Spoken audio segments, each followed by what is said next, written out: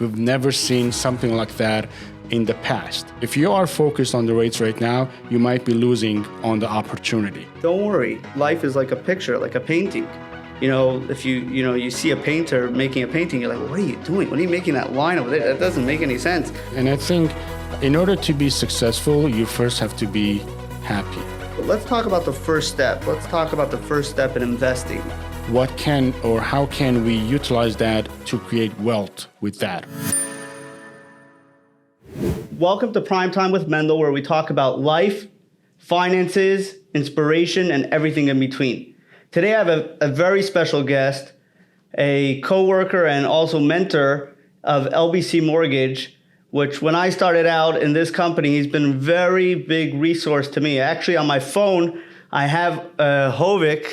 How do I pronounce your last name, just to get it correct? Khachaturian. So I have Hovig. I have him saved on my phone as just Hovig the man, because whenever I had a question in the beginning about the non-QM or anything like that, Hovig was my resource. So thank you so much for taking the time. I know you had tons of files and I got you for a few minutes.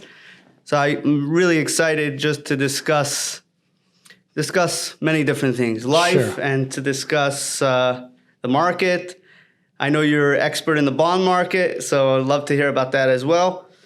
So let's start off with this quote I'm hearing all over social media, which is a very interesting quote. They say, date the rate, marry the home, and this I heard a few days ago, they say, and divorce your landlord. Well, I like the last part. Actually, every single sentence or every single word in that sentences makes sense in today's market, given where we are with the real estate and specifically when it comes to the interest rates. It is true we need to date the interest rates right now because the change that we saw from the beginning of the year and until today, it's historical change. We've never seen something like that in the past. The real estate market in the United States has never experienced that kind of change and in the fast time period for the real estate rate. So, and I believe that there's certain factors that did that, and the main thing is the uncertainty. A lot of people in Wall Street, they do not know what's going to happen to the market, so they've priced the rates accordingly to cover their risk. So I think when it comes to the non-QM market right now, the rates are overpriced, intentionally, just to focus on the risk factor. So yes, we're going to date the rate right now. And just like most of my sales closings right now are... Have you heard the one, divorce your landlord? No, I haven't heard the one, divorce your landlord. That's actually, that's why I say I like that. It's really cool because especially in today's market, and we talk about the opportunities that's going to show up in 2023. And one of the opportunities, I think that's where it is, divorce your landlord. You're going to have, even though the rates are at certain level, but the opportunity for a lot of people to get into the home market will be available if they're ready and planned ahead. And when I say that, it's because there's going to be a bunch of different products that's going to make it easier for the borrower to access the real estate market. So I think that's very profound what you said. I just... to touch on rate, everyone, right. Like when sales, especially in the lending industry, one of the first questions everyone asks, what's the rate, And there's certain laws, if you could say the rate, if you could quote the rate without the Correct. APR and so on. But I want to touch on what's on everyone's mind right now. Anyone in the real estate market, let's cover even first-time investors from people that didn't have any prior experience in investing, to people that are seasoned investors. Everyone's trying to figure out one thing. They're trying to figure out when to buy, obviously when to sell. Selling, if you have no choice, you got to sell. Right. But when to buy, and is the rate, does it make sense to wait a little bit? Should you buy right away and then just hope that the rate's going to go down? And if you could just explain a little historically, let's say the past, let's say you've been around. When did you start? We'll talk about that soon, but... Yeah. I've been around for 25 years in the business. So. We'll hear about that soon. Let's get to that soon. But let's just cover, when would you say is the sweet spot in terms of buying right now based off the information we have that's available? I think next year we're going to have opportunities for the sweet spot, given where the market is right now. We've already seen market shift, so it's just a start. Right. So the last several months, it was the beginning. We haven't seen the peak of that market shift yet, and I think that's going to be the next. I would say after March, between March to September. I know that's a larger time frame, but especially if you want to move on, you want to buy that house already. Right now, so next year there's going to be the opportunity, the time frame for the real estate. Now that said, I think opportunity is always there if you're ready for it. So. You asked me about the rates, and most people have been asking us about the rates as well. So I think our job is as real estate professionals is to educate our clients to not to be focused on the rates right now, because if you are focused on the rates right now, you might be losing on the opportunity. And that opportunity could be much better than, let's say, focusing on 9% rate rather than 8.875 rate, So that's my advice to the clients. That's how I approach it with right now. Every conversation I have with my clients, I'm specifically mentioning that. And at the same time, I am telling them, you're not going to be with these rates. And you're saying it's not a sales tactic that you're saying, this is not a sales don't worry tactic. about the rate. You're saying look at the property, look at if it's valuable to you, and if it's valuable to you, exactly, then go for it. This has nothing to do with sales. It has everything to do with how intelligently we educate our clients and how we ask them to approach the real estate, which is one of their biggest transactions. It's going to be to approach their real estate transactions. I would say 90% of the people out there are so focused on the sales factor. I come across differently. I want my clients to be a lifetime client, and I tell them I've got this. When you do a loan with me, when you do a transaction, you're going to have a good vibe with that transaction, and that transaction is going to create a lot of wealth for you. Right. That's my sales pitch. So that's great. Tell us a little bit about. I know you grew up in the Middle East, right? Close to Israel. Definitely, yes. So tell us a little bit about. Right now we're sitting. You're very experienced in the loan industry. Everyone's turning to you for advice on what programs to choose for different clients, and especially when we have, complex deals, everyone sits around the table trying to solve it, and that's what makes really our company very exceptional. Oh, definitely. So I want to understand a little bit about how did you, come to this point, in your career. It's a good. My background, my education is in accounting. I graduated as an accountant, and I actually took my CPA exam, 4 of them at the same time. Oh, wow. So, I didn't know you're an accountant. Wow. Yeah, my background is in accounting. Can you do my accounting? I've done all my taxes all years. I've done some taxes but I worked in accounting afterwards. One of the reasons I got into accounting was not to be just an accountant. I liked the business aspect of it. So when I worked in accounting, I honestly didn't enjoy it until I got into the mortgage business. 2 things happened, and the reason I got into this and I'm passionate about the mortgage business is, one, when myself and my brother, we bought our first house when we were at age 21. Oh, wow. And that was a life-changing experience. It's an exceptional feeling that, to be a homeowner, to create wealth with that. The second thing is when I got into the mortgage industry, I saw how much good can we do by taking each file as an individual family. So how much good can we add on an individual basis, file by file. So if I do 100 files a year, I've created 100 good vibes or good, energy. Memories for each family. So that excites me. That is very important for me. So that's interesting, because I guess that's what makes you an amazing underwriter is that background in accounting. Oh, definitely. Yeah. I mean, it's in order to be a good underwriter, you have to understand the whole picture, and accounting gives you that missing link for the whole picture. Yeah. So I was at an event and I met this guy. He was a really good title agent, title escrow and everything. And then he went into private money. And it turns out that private money is usually something's up with the title. so he's doing phenomenal because of that background. Right. It's interesting to hear. It's one thing. It's like a lot of people getting education and they try to be focused on one thing. I always say life sends you different directions sometimes, and there's a reason for it, and you have to be smart enough to grab it and move forward. So very powerful.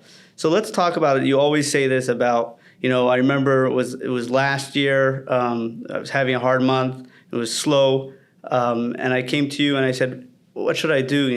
And you said, don't worry, it's going to come. Like you have a very easy going, you're out there, you're getting deals, you're working hard, but you don't feel that intensity. You don't feel that pressure. Everything's just calm, and you're going about things in a very calm way. So tell us a little bit about, especially now with the loan officers. I get a lot of calls, for private money, and just tell me a little bit like advice for a loan officer. Sure. How to remain calm with these low, high interest rates. I'm trying to put it in a way so that way I could answer directly rather than going to around. Well, I'm going to go around just so we have a whole picture of what I learned as an immigrant to this country. And you mentioned, you're a rabbi and we're sitting here. When I came to this country, I had a lot of Jewish friends. One of my good friends, when I say friend, I was 18 years old and he was 65 years old when I met him. Oh, wow. Okay, but I got to know him. We got to know each other until he passed at age 93. And this guy was from Chicago, and I'm not going to give out names and stuff. So, but his energy, his passion, his attitude towards life was I envied it. It was something to be lived up to. He fought for the World War II, and he my principles, part of it comes from when it comes to the business principles. When I say everything is going to work out, I learned that from him. Oh, wow. And whenever my brother and we had issues and we had certain things in our lives, and it was when a new immigrant to this country, life is tough. It's a different environment.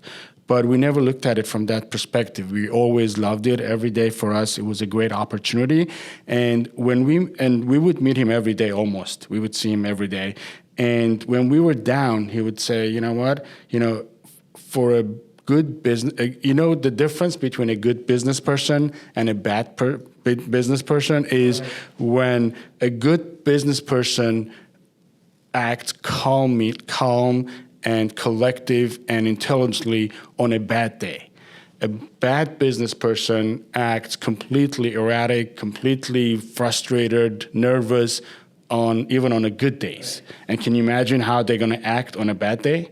Gosh, that's a good one. I like that. So that's why, and I've read a lot of self-help books. I've gone through a lot of webinars, seminars. I've spent a lot of time into that. That's been my passion, besides trading and the bond market and all that. And I've learned one thing, that in order to be successful, you have to be happy on a daily basis, and everything will pass. Right. Everything will be better, even if we don't know the answer today. Yes, right now we're going through a tough time.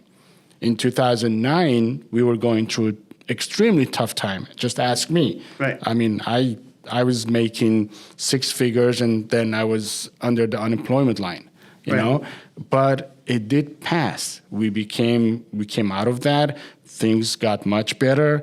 And the same thing, it's the part of it. One thing I learned, especially from my trading, is you have to follow nature's grows. And you, as a religious person, you know this better than I do in terms of, we have summer, we have, autumn, we have winter, we have spring, times change.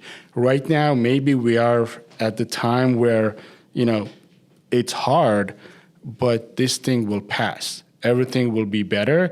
And that's when we need to have the intelligence to purposely understand that and focus on that rather than get completely frustrated and lose our mindset and our focus and our, business structure.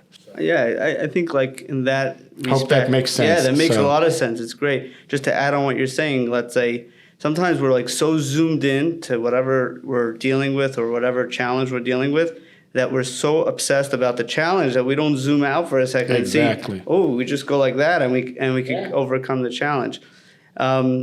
Like a very common thing is like life is like a picture, like a painting. If you see a painter making a painting, you're like, well, what are you doing? What are you making that line over there? That doesn't make any sense.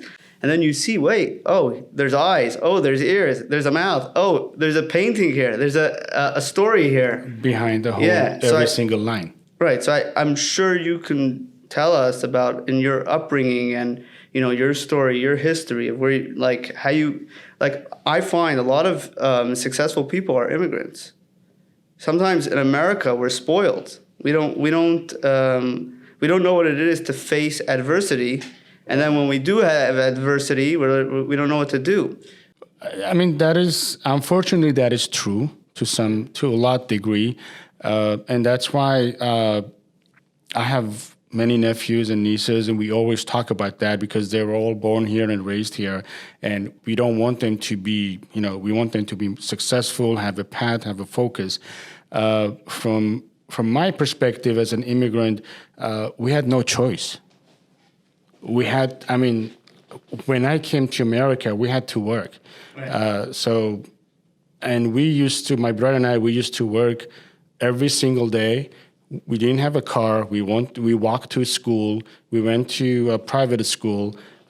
We graduated, and for us, education was extremely important. So we wanted to be graduated. We wanted to go to university and stuff no matter what. Wow. So I think it comes down to principles. Whether you're immigrant or you're not, if you have the principle or the standards, I have certain standards in my life that I live by and I don't deviate from. And I think let's talk about that. Let's talk about that. I was going to ask you about the bond market, and I think that's for another time. That's another episode just on the bond market and everything. I want to ask you about what's your opinion in terms of what is healthy, good trait that a person, how old are you right now, if I could ask? I'm 55 years 55. old. So you have that bird's eye view perspective. What's starting out for someone, in their 20s or at any age, their 30s, what is good habits to accustom yourself to, Sure, definitely. I mean, I think there are a few things that, one of them I just mentioned, you have to create your own standards in terms of, and those standards could be for different angles, like what type of people do I want to associate with? What type of business deals do I want to do? What type of daily activities do I want to do? So, and you don't want to deviate from those. So if you decide, let's say you want to only deal with people who are trustworthy, integrity, and you can rely on them. You don't want to go deal with people who are going to screw you up. Excuse my language. So you want to be careful. So with the first you would say is integrity. Yes, have the standards to live by, and couple of my standards, trust, integrity, honesty, and then have those on a daily basis and remind yourself on a daily basis. For example, at one point when I started my career, I used to have a letter that I read every day. I wrote it for myself, like Hovig Kachadurian, meet Hovig Kachadurian. And I got it from a book called The Magic of Thinking Big. So So you can do stuff like that. So standard. The second daily habit, work out. Spend a little bit time on your physical self. Okay, that's just, it doesn't have to be daily, but do something that it's gonna make your physical self more flexible, so you have better energy. The third one is work on your mindset. On a daily basis, understand, where your mindset is, because our minds are like the natural lows. It's the seasons it goes up Right. and down. Our moods is in a great place right now. In an hour or so, we go down. It's natural. There's nothing wrong with us when that happens. It's up to us to realize that and to know and to control. When you are in a bad mood, understand why. What was the reason? What happened behind, just right now that I became in this mood, and then have the ability to change instantly, So, like, to summarize it, the first one is integrity, Integrity, honesty, ethics. Correct. The second thing is about taking care of your body. Right.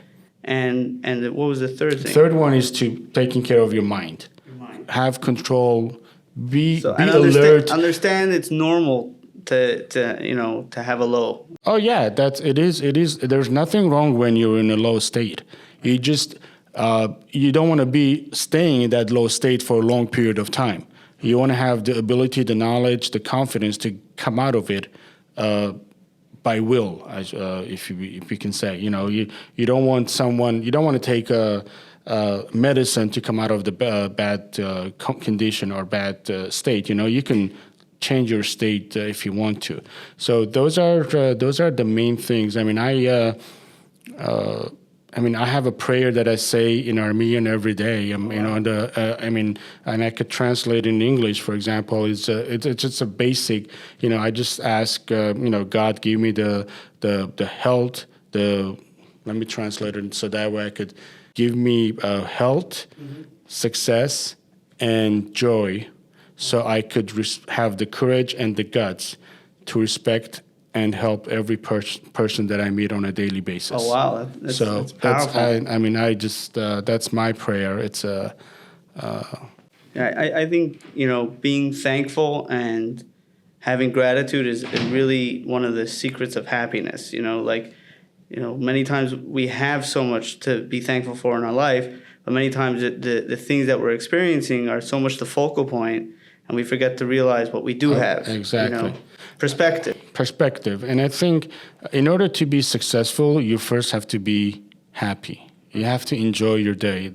Whatever you're doing, it has to make you feel good. Right. If you're, if you're making $1 million and you're in a state of anger, frustration, disgust, you don't have anybody to share that money with, and you have no friends, you have no family, that's not, I don't think that's wealth. Right, 100%, fully agree. And then before we end off, I just have two more questions. Sure. First, we'll start with, almost on a daily basis, I'm speaking to people that are almost ready to buy a home. And that's part of being in this business, is helping people get to the first step. Right. And in general, in life in general, if you want to be an entrepreneur, if you want to be a business owner, if you want to be a CEO, whatever you want to be, there's always that first step. That's the hardest step to take.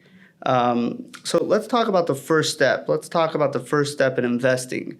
So, someone wants to buy a home. They want to get into investing. What is, according to your opinion, a good step, and what should they do to get ready? The first step is, of course, to look at their finances and to talk to a loan officer or loan broker, like people like us, to what I call start their mortgage journey. Right. They need to understand, okay, so we've got this much assets. How can we utilize that to create wealth with that, or to get monthly income or whatever? So that's the first step. The second step, I think they need to start going out and looking at properties. Right. Forget about staying in front of the computer, Right. looking at, you can check the properties in front of your computer, but actually physically go out and look at properties, open houses, find out, start from wherever you live, within mile or two, wherever you are, there's going to be open houses this weekend. Right. Go check them out. The reason I say that is because when you go into that house, when you actually physically get up and start driving, going to check that, your attitude changes, your mindset changes, the different feelings come up. You start thinking as a buyer. You start thinking as a buyer. What could I do to be in a buying exactly. position? So that starts the natural process of law of attraction. Right. If you just sit there in your house, you can do it probably, but if you've never done it, if you've never invested before, that's going to create more energy within you.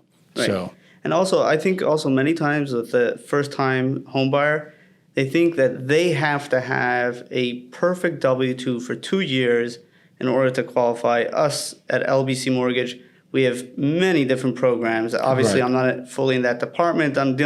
I will do mortgage for family and friends, but I'm probably in the hard money, private money department. But so I think what people many times overlook is you can have a co-borrower. right. If you're paying high rent, don't pay the rent. Just get a co-borrower. And then with down payment, you get a co-borrower. You could do, like you advise that guy, 3.5%. There's even 3% with a conventional. Exactly. And there's even no down payment programs out Right. there. So again, regardless whether they're looking for investment property or for primary residence, the first thing is to get in touch with us, and so we could sit down and identify different options. We are at LBC Mortgage, as you mentioned, we are a solution-based business. We want to help the clients based on different options. That's why we're approved with more than 70 lenders. There's a reason for that. We don't want to just focus on one lender. We want to have opportunities and solutions available for our clients. And there's so many opportunities and solutions out there that the clients, like you mentioned, they don't know about it. There's a no down payment program out there right now that people don't know much about it. You don't really have to put anything down to be a homeowner. So the opportunities out there, it just get out, change your mindset, get out and start talk to us and start going out to the open houses. Okay, last but not least, I was thinking about what to end the episode with. What question is, so many times people say, after 120 years, what would be your ultimate wisdom? We're not going to do any of that. We're going to just go straight to the chase, straight to the thing that people want to know, young people want to know. Young people want to know is, what am I doing wrong? What should I be doing right? Which direction should I go in? Let's say you said you started in accounting, then you came to the mortgage industry. Many times people, they journey for quite a few years till they find their passion, right. their business, their whatever. It could be even a nonprofit. It doesn't need to be necessarily a business. But what would be your advice to someone that is young, starting out on what to know what to do, to know where to pursue, not to waste time in the back and forth figuring it out, trying to kind of shorten that journey to their.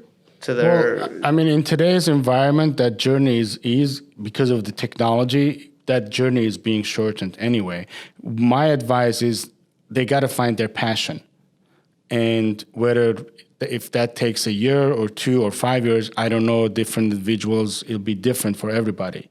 But once they find their passion, their desire to be whatever they want to do, and they're good at it, they need to stay on that and, focus on that passion, 1,000,000%, be the master and expert of that passion. And to discover their passion, what would you recommend? To discover, I mean, it's that, like I said, sometimes people that's say, going to be... I don't know what my passion is. I don't know. So they need to try different things. They need to start working at Starbucks, for example. So it's inevitable that you have to try a few things. Yes, you have to try a few things. You try a few things, try to make it to the point that you learn what you need to learn. It's gonna click to you when your passion. I mean, when you're in line with your passion, you're gonna feel good. So my perspective about how to discover your passion, at least someone asked me this a few days ago. What I recommended to him was, what did you really enjoy doing as a young boy? What did you naturally that's what I'm saying. When right. you enjoy your passion, you're going to feel good. Exactly. So, what are you naturally, as a young, sometimes people they don't know. So you say, what did you enjoy doing in your free time when you were younger? Right. And then that could many times be a business or of it could course. be a major thing. Thank you so much again for joining us. Thanks for having me. Yeah, I appreciate it. Prime Time with Mendel, our first of many. And if you're watching this video, please hit the like button, share it with a friend that could be helpful for.